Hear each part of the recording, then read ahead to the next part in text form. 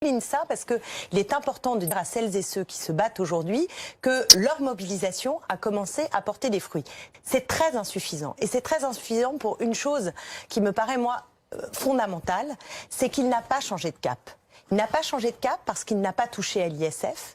L'ISF n'est pas réintroduite, qu'il n'a pas retiré les milliards du CICE, par exemple, donnés aux grandes entreprises sans aucune contrepartie, et qu'au fond, le cœur de sa logique, qui est celle du ruissellement, de ce délire de la compétitivité, une vision très technocratique, engluée dans la dette, et qui ne permet pas de rehausser le minimum pour ceux qui gagnent peu, mais aussi les salaires, les très bas salaires, le SMIC, mais même les salaires en règle générale, eh bien, au fond, il n'inverse pas du tout la logique.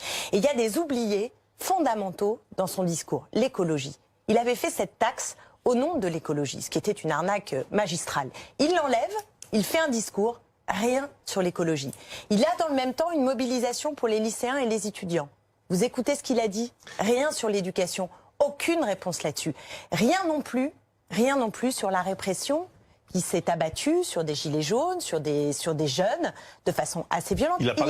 Et je souhaite que samedi, on pousse l'avantage dans un cadre pacifique, parce que nous n'y sommes pas du tout. Et pas du tout sur un dernier terrain, et je terminerai là-dessus, sur un dernier terrain qui est le terrain démocratique. Parce que dans ce qui s'est exprimé, il y a la colère des fins de mois, la colère de la galère, la colère d'un partage des richesses qui n'existe pas, d'une injustice sociale et fiscale.